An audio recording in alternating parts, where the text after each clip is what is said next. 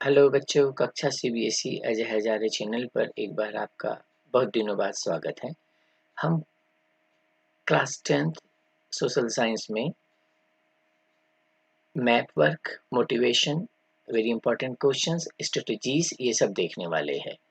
और बच्चों, map work में खासतौर पर हम हिस्ट्री का मैप वर्क देखने वाले हैं। हिस्ट्री का मैप वर्क इसलिए भी बच्चों क्योंकि वो डायरेक्ट हमें 2 मार्क्स दिलवा देता है। बेवजह इधर उधर जाने के बजाय हमें 5 नंबर के चक्कर में ये 2 नंबर भी हम खो देते हैं। देखिए, locate the following on the outline map of India. हालांकि यहाँ सिर्फ कांग्रेस सेशन लिखा है, अदरवाइज कुछ और भी चीजें हैं जिन्हें हमें लोकेट करना होता है। कुछ मूवमेंट्स है जो गांधी जी के द्वारा किए गए थे। पहले हम कोलकाता सेशन 1920, दिसंबर 1920, 1927 वाले सेशन देख लेंगे। देन चंपारण, खेड़ा, अहमदाबाद, अमृतसर, चौरा चौरी, दांडी यात्रा खत्म। इन दिस वे हमें इतने में से ही हमें 2 नंबर मिल जाते हैं। हम बेवजह 5 नंबर के चक्कर में पड़े रहेंगे। लीजिए, अब ये हमें कोलकाता सेशन 1920 देखना है। किसका? इंडियन नेशनल कांग्रेस का। ये रहा इंडियन नेशनल कांग्रेस, इसका हमें सेशन देखना है। तो बच्चों याद रखो कि एक तो दिसंबर में भी हो रहा है, ये दिसंबर 1920 में हो रहा है, एक सितंबर 1920 में हो रहा है। तो आप या तो आप किसी के बर्थडे के हिसाब से याद रख लीजिए कि सितंबर में उसका बर्थडे होता है और उस समय कांग्रेस का सेशन 1920 में हुआ था। या तो यूं याद रख लो कि अरे हमारे मध्य प्रदेश के करीब में नागपुर है और नागपुर वाला सेशन दिसंबर में हुआ था, यूं याद रख लो। तो किसी न किसी तरह इन दोनों ईयर्स को किसी के साथ एसोसिएट करो, लिंक करो, किसी के बर्थडे के साथ, किसी की लोकेशन के साथ। तो काम की बात पर आ गए हम फिर से। ये सितंबर 1920 वाला सेशन कोलकाता का है। सामान्यतः हम बांग्लादेश में लोकेट कर देते हैं कलकत्ता को। ये रहा बांग्लादेश, इसमें न करें। कोलकाता ये रहा यहाँ, आई मीन टू से WB वेस्ट बंगाल ये रहा, हमें यहाँ लोकेट करना चाहिए सितंबर 1920। अब है नागपुर सेशन दिसंबर 1920, तो ये रहा नागपुर। आधे चावल भर जरा इधर भी खसका देंगे तो भी चलेगा, अदरवाइज ठीक है। Third session of Congress that is in Madras, वो हमें, या चेन्नई भी कह सकते हैं आप, ये रहा 1927 वाला मद्रास। ये रहा एकदम पॉइंट पे, कॉर्नर पे। ठीक है बच्चों, नेक्स्ट देखेंगे हम। तो ये आपके 1 नंबर तो यहाँ पर हो गया, आपके 1 नंबर का ये क्वेश्चन हो गया। और ये आपको याद होना ही चाहिए। ये इसलिए याद होना चाहिए क्योंकि हम प्री बोर्ड बहुत सारे दे चुके और यूनिट टेस्ट भी कई सारे दे चुके। नेक्स्ट देखेंगे बच्चों, ये रहा। अब यहाँ से हमें 1 नंबर लेना है। 1 नंबर कैसे? बहुत सदियों पहले से हम चंपारण पढ़ रहे, खेड़ा पढ़ रहे, अहमदाबाद पढ़ रहे, अमृतसर पढ़ रहे, जलियांवाला बाग, चौरा चौरी पढ़ रहे, नॉन कोऑपरेशन मूवमेंट पढ़ रहे and many more like this. परंतु इतने समय से भी हमें 1 नंबर मिल जाएगा।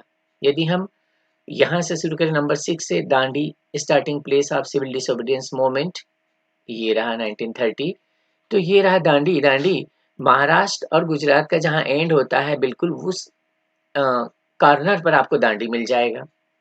अब बात आती है Chauri Chaura, calling of non cooperation movement. इसी क्वेश्चन को बच्चों चौरी चौरा नहीं पूछेगा, calling of the non cooperation movement पूछेंगे। या तो locate the place where approx 27 policeman of British government were burn in a police चौकी, ऐसा भी क्वेश्चन पूछ लेता है। उस प्लेस को लोकेट करो, तो फिर आपके पास बच्चों वो प्लेस आ जाएगी, कौन सी? चौरी चौरा। अब चौरी चौरा की बात की है तो हम सीधे चंपारण पे भी चल लेते हैं बच्चों। ये रहा चंपारण, हालांकि नंबर 1 पे है Champaran. Movement of Indigo planters, ठीक। तो गांधी जी का पहला मूवमेंट यहीं से शुरू होता है। याद रखना, ये है आपका बिहार और ये रहा उत्तर प्रदेश। इन दोनों को 2 लाइन जो सेपरेट कर रही है, उसी लाइन में ऊपर चले जाइए तो आप राइट हैंड पर चंपारण और लेफ्ट पर चौरी चौरा कर दीजिए। इतना जरूर याद रख लीजिए। ये फरवरी 1922 याद रखिए, 1977 याद रखिए, दांडी 1930 याद रखिए। अब बात आती है अहमदाबाद कॉटन मिल वर्कर्स वाली। अब अहमदाबाद और खेड़ा, इन दोनों में अहमदाबाद कॉटन मिल वर्कर्स की स्ट्राइक थी और एक खेड़ा में गुजरात पीजेंट की। यहाँ पर टैक्सेस की बात हो रही थी और यहाँ पर टैक्सेस, खेड़ा में टैक्सेस कम करने के लिए सत्याग्रह शुरू करवाया था गांधी जी के थ्रू। और यहाँ पर भाई वेजेस बढ़वा दो, ये बात बोल करके, वेजेस बढ़वा दो ये बात बोल करके शुरू करवाया था गांधी जी के थ्रू। अब बात आती है लोकेशन की इनकी। तो अहमदाबाद और खेड़ा याद रखना, जब ये गुजरात में ये 1 पॉइंट है एंड दूसरा पॉइंट है, ये 2 पॉइंट है, 1 point, second point. Second point के ठीक ऊपर 2 में से कोई एक ही लोकेशन आएगी करने को। तो या तो अहमदाबाद यहाँ लगा दो या खेड़ा यहाँ लगा दो। दोनों यहाँ पर सही हो जाते हैं। ठीक है, ये अहमदाबाद और खेड़ा हो गए। अब बात अपने जलियांवाला बाग मासेकर की आती है, वो ये रहा। जलियांवाला बाग मासेकर या जलियांवाला बाग हत्याकांड आता है, तो वो बच्चों ये रहा आपका पंजाब। पंजाब में थोड़ा और ऊपर भी कर देंगे इसको तो भी चल जाएगा, परंतु फिर भी पंजाब में। और यहीं पर एक पॉइंट ये भी याद रखिए कि राजा सांसी एयरपोर्ट भी यहीं पर है। चलिए वो भी याद हो गया। अब अपन ने जो मैप देख लिए बच्चों, ये 2 मैप में आपके 2 नंबर हो गए। और इनको रट्टाफिकेशन मार लीजिए, हालांकि आप बहुत इंटेलिजेंट है, बहुत एनर्जेटिक है, आपको सब मालूम है। नेक्स्ट स्लाइड देखेंगे बच्चों, वो क्या कहती है। नेक्स्ट स्लाइड में बच्चों मैं आपसे ये बात करने जा रहा हूँ कि एग्जामिनेशन के दिनों में आप क्या करने वाले हैं। Leave space for questions if you not sure about it and answer it later. यदि आपको कोई क्वेश्चन याद नहीं है तो उसके लिए स्पेस छोड़ लीजिए। और ऐसे 8-10 क्वेश्चन याद नहीं है और स्पेस ही छोड़ते चले तो लफड़े हो जाएंगे। लेकिन फिर भी यदि कोई क्वेश्चन लिख लिया है, याद नहीं आ रहा, तो बाद में कर लीजिए उसे। आंसर लिख लिया है तो नंबर 2 वाली बात ये हो रही है स्ट्रेटजीज में कि हाईलाइट करें हेडिंग्स को। और जो आप इंपॉर्टेंट पॉइंट्स है आपके आंसर में उनको हाईलाइट कर दें। हाईलाइट से मतलब यह है कि पेंसिल से या उसी पेन से अंडरलाइन कर दें। जैसे कि आगे लिखा है, use blue pen and pencil only. Pencil से अंडरलाइन कर लीजिए इंपॉर्टेंट पॉइंट्स को। और लास्ट में 15 मिनट बचा कर रखिए एग्जाम के कि आपने क्या लिखा और क्या नहीं लिखा। कभी कभी हमारे दिमाग में आंसर चल पड़ता है और हम समझते हैं कि हमने वो पेपर में भी लिख लिया है। बेशक हम वो पेपर में छोड़ देते हैं और ये छूटता ही है। तो चेक करने का टाइम बराबर से रखें। और करना क्या है, सॉल्व। नंबर 5 पर देखिए, नंबर 5 पर कि first of all solve 1 marks question. 1 marks question को सॉल्व करें। 20 आते हैं, 20 में से 5-10 तो बन ही जाते हैं। और जो नहीं बन रहे हैं उनके लिए लिखकर स्पेस छोड़ दें। तो सबसे पहले आपको 1 मार्क्स क्वेश्चन पर ही जाना है, समझ गए आप। उसके बाद आप कहाँ जाएंगे, नेक्स्ट स्लाइड में देखिएगा बच्चों। नेक्स्ट स्लाइड कहती है कि 5 नंबर। अब नेक्स्ट नंबर 6 पर directly come to the 5 marks question. Try to explain them in points. यदि पॉइंट्स में याद है आपको तो पॉइंट्स में करें। और यदि आप ऐसे टाइप या पैराग्राफ टाइप आंसर लिख रहे हैं तो उसको फिर अंडरलाइन करना ना भूलें। अंडरलाइन कर देने से चेकर सिर्फ अंडरलाइन वाली बात को पढ़ता है और समझ जाता है कि आप सब जानते हैं। बाद में फिर आगे पीछे स्टोरी थोड़ी बहुत ऊपर नीचे भी चल रही तो चलती है। बात आती है 5 मार्क्स क्वेश्चन में कि क्या 5 मार्क्स क्वेश्चन में आपने 5 ही पॉइंट्स लिख देने हैं। प्रयास ये करें कि 6 लिख दें और ज़्यादा याद है तो 7 लिखें। नेक्स्ट, देयर आफ्टर उसके बाद आप क्या करें, आप सीधे से केस स्टडी बेस्ड क्वेश्चन या अपनी भाषा में लेमन लैंग्वेज में हम कह सकते हैं कि आप इस पैराग्राफ टाइप ऑफ क्वेश्चंस पे चले जाइए। पैराग्राफ खूब शिद्दत के साथ पढ़िए, 2 बार पैराग्राफ पढ़िए। मतलब paragraph then question, paragraph then question. In this way you will get the answer. और एक आध क्वेश्चन का आंसर नहीं भी मिलेगा तो वो आपके प्रीवियस नॉलेज पर बेस्ड होता है। आगे आ जाएंगे नंबर 8 पर, get up early in the morning. आप कब सोए हैं मुझे मालूम नहीं है, हालांकि मुझे ऐसा लग रहा है कि आप 10:10 पर सो जाते हो, ये अच्छा टाइम होता है। इतने बजे आप सो गए हैं, सुबह 4:30 बजे उठ गए हैं, उठ ही चाहिए। इतने बजे का याद किया, सबको बढ़िया से फिट हो जाता है। मॉर्निंग ड्यूटीज खत्म कर लीजिए, सुबह जब आप उठ गए थे जब भी करना है खत्म। ब्रेकफास्ट ले लीजिए, should be rich but not रोटी सब्जी खूब सारी मत खा लीजिए ब्रेकफास्ट में। पढ़ने बैठ जाइए। अब नंबर 10 पर आ गए, now you may have rest strictly of 1.5 hour and then get up. अब आप पढ़ लिया, उसके बाद थोड़ी देर 1-1.5 घंटे सो लीजिए, फिर आप पढ़ने बैठ जाइए। 2-3 घंटे पढ़े। और 11 नंबर पर क्या कह रहे हैं कि आप अच्छी साउंड स्लीप, साउंड नींदिया ले लीजिए 2-3 घंटे की। 2-3 घंटे की नींद हो जाती है।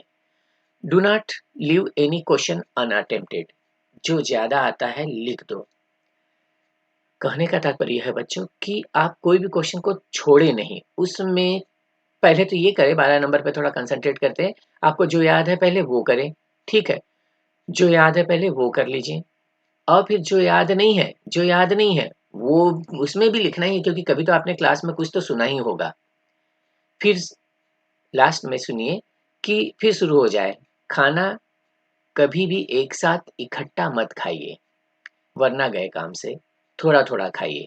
मतलब यह है कि एक रोटी खा लीजिए, 2-3 क्वेश्चन याद करें, फिर एक रोटी खा लीजिए तो आप कहेंगे सर 15-20 क्वेश्चन के बाद तो फिर 7-8 रोटी खाकर हो जाएगी। ऐसा नहीं, कभी रोटी खा लीजिए, कभी दही खा लीजिए, मौसम भी गर्म होने वाला है, कभी गुड़ और मूंगफली खा लीजिए। तो ऐसा चेंज कर करके, कभी ड्राई फ्रूट्स भिगोए हुए रखे होते हैं, मम्मी लोग आजकल बहुत ध्यान रख रही है आपका, तो वो खा लीजिए।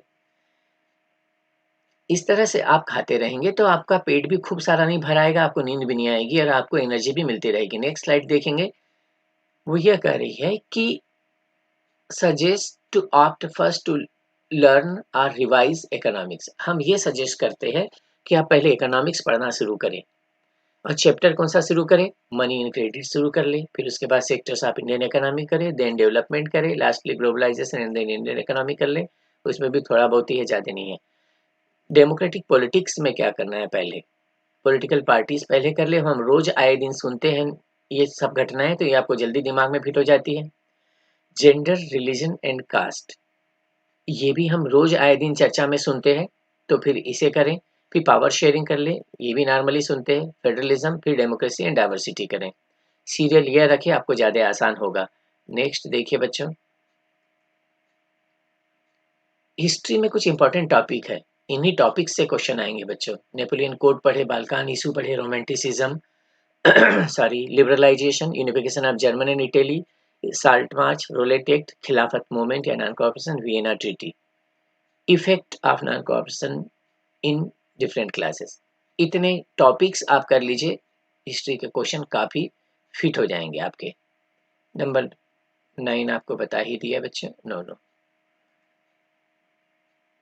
ज्योग्राफी में प्रेफर्ड चैप्टर देखिए, एग्रीकल्चर देख लें। एग्रीकल्चर में हाँ correct, resource and development, manufacturing industries, minerals and energy resources. Rest of the chapters जो आप कर सकते हैं वो कर लीजिए, पर पहले इस तरह से इनका सीरियल बना लीजिए।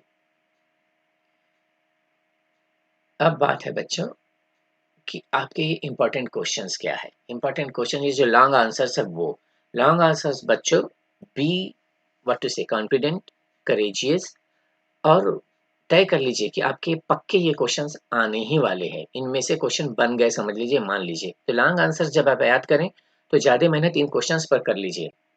जैसे कि पहला ही क्वेश्चन है हिस्ट्री का, सिविल कोड वाला, फिर जर्मन एंड इटली का यूनिफिकेशन है, फिर गांधी जी का सत्याग्रह मूवमेंट है, थ्री सत्याग्रह, फिर non cooperation movement and civil disobedience movement. तो बच्चों ये बड़े इंपॉर्टेंट क्वेश्चन है, 5 मार्क्स वाले, लॉन्ग आंसर्स वाले, इन्हें आप जरूर करें। आगे भी और भी बच्चों, इतने से खत्म नहीं हो गया। जो डिजीज आई थी और वो कॉलोनाइजेशन, ये वाला क्वेश्चन बड़ा इंपॉर्टेंट है, कई बार पूछा गया। सिल्क रूट वाला क्वेश्चन करें। वर्नाकुलर प्रेस एक्ट, जो हमारी लोकल भाषा होती है, जो हमारी अपनी भाषा होती है, उन भाषाओं में जो न्यूज़पेपर छपते थे उन पर बैन लगाया गया था वाला क्वेश्चन है ये।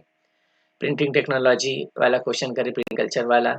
फिर उसके बाद ग्यूटेनबर्ग और यूनिक फीचर्स एक्सप्लेन करने हैं, काहे के, फर्स्ट बुक के। और strategies developed by printers and publishers to sell their product. इतने क्वेश्चंस आपके हिस्ट्री के हो रहे हैं। मुझे ऐसा लग रहा है मैंने हिस्ट्री के इतने ही क्वेश्चन इंपॉर्टेंट बताए हैं, 5 नंबर वाले। इकोनॉमिक्स के देखिए, why is the tertiary sector becoming so important in India? Give reason. Cheap and affordable credit education to the country development. Explain the role of self-help group, पक्का छपेगा question. National development, आपका country depends on the availability of public facilities. बड़े आसान question है, कई बार आपने पढ़े हैं ये क्वेश्चन। इकोनॉमिक्स के ये क्वेश्चन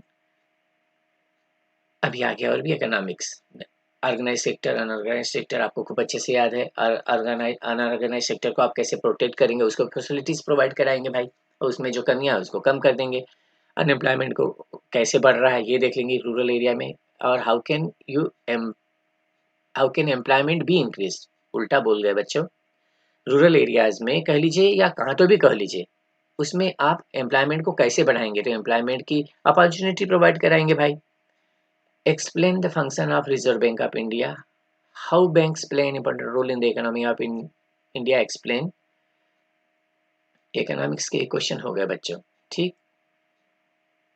अब explain the difference between the organise unorganise sector, ये बात कर ली हमने। How can the workers of unorganise sector be protected, unorganise sector के वर्कर्स को कैसे हम प्रोटेक्ट करेंगे भाई, फैसिलिटीज जाएंगे ना, हेल्थ की, एजुकेशन की, हाइजीनिक सिचुएशन रहेगी, उनको टीए डीए बीमा रहेगा उनका, उनको भाई रिटायरमेंट के बेनिफिट्स वगैरह दिए जाएंगे, उनको छुट्टियां दी जाएगी। ऑल डेट हमने पढ़ा है। एम्प्लॉयमेंट कैसे बढ़ाएंगे ये देखा है, रिजर्व बैंक के काम देखे हमने। तो देखिए बच्चों, ये लॉन्ग आंसर्स है, ये आपको करने ही करने हैं। अब पॉलिटिकल साइंस के देख लेंगे। पॉलिटिकल साइंस में पावर शेयरिंग डिजायरेबल वाला क्वेश्चन देख लेंगे। फिर पावर शेयरिंग मॉडर्न डेमोक्रेसी में उसके फॉर्म देखेंगे। फिर आप देखेंगे कि फेडरल कंट्री कैसी है, उसके मेन फीचर्स बता दीजिए कि भाई India, mention any 5 main features which make India a federal country. ऐसे कौन कौन से फीचर्स है जिससे हमारी इंडिया फेडरल कंट्री बनती है। Woman faces discrimination. हाँ भैया, कई जगह डिस्क्रिमिनेशन मिलता है वुमेन्स को, रोजगार देते समय, एम्प्लॉयमेंट देते समय। सेक्स रेशियो वाला भी आपको देखने को मिलेगा। आपको ये भी मिलेगा कि उनको अनपेड ही उनके काम की वैल्यू ही नहीं गिनी जाती है, ये भी देखा जाता है। तो बड़ा सिंपल क्वेश्चन है, एक बार पढ़ेंगे आप बिल्कुल छाप कर आ जाएंगे एग्जाम में। What are the major function of political parties, political parties के क्या फंक्शन है, ये भी बड़ा आसान क्वेश्चन है। और पॉलिटिकल पार्टीज के सामने क्या क्या चैलेंज है प्रेजेंट एरा में, ये भी आप जानते हैं। तो मैं इसलिए बोल रहा हूँ ये क्वेश्चंस कि इन क्वेश्चंस को आप बराबर से कर लें। ये क्वेश्चन मान के चल लीजिए कि एग्जाम में इन्हीं में से कुछ न कुछ क्वेश्चंस आ रहे हैं। Democratic system is better than any other form of government. Democracy की इसमें खूब प्रशंसा कर देनी है भाई, कि सबको चांस मिलता है, हम सब पार्टिसिपेट कर सकते हैं। कहीं भाई किसी के साथ सेकुलर अनसेकुलर एंड वगैरह वगैरह वाली पॉलिसीज क्रिएट नहीं होती है। Local government have made a significant impact on Indian democracy and many difficulties. Explain. Political parties are necessary for democracy justify. बड़े आसान आसान क्वेश्चन है ये सारे, बराबर से कर लीजिए इनको। क्वेश्चन 16 पर आ गए, आई मीन टू से कि स्लाइड 16 पर आ गए बच्चों, ये अंतिम है। ज्योग्राफी के ये सारे क्वेश्चन कर लेंगे, मुझे क्वेश्चन पढ़कर बताने की जरूरत नहीं, आपका टाइम ही वेस्ट होगा बच्चों। तो इन हाल कुल मिलाकर मैं ये कहना चाह रहा हूँ कि हमें बच्चों इतने सारे क्वेश्चंस 5 मार्क्स के हैं, इनको जरूर पढ़ लेना है। ये 5 मार्क्स के क्वेश्चन करेंगे आप, तब आपके वो 3 मार्क्स 2 मार्क्स वाले भी इसमें से एक आध आ जाएंगे। आपको करना क्या है, सबसे पहले आपको 5 मार्क्स 1 मार्क्स वाले क्वेश्चन पर करना है, फिर 5 मार्क्स वाले क्वेश्चन करना है, और फिर आपको केस स्टडी बेस्ड वाले क्वेश्चन करना है। क्लियर है बच्चों? मुझे उम्मीद है आप सब इतना कर लेंगे। इसके बाद हम 1 मार्क्स वाले क्वेश्चन के रट्टा मारना शुरू कर दीजिए, जो आपके ऑल इन वन वगैरह वगैरह में है। ठीक है, गुड लक बच्चों।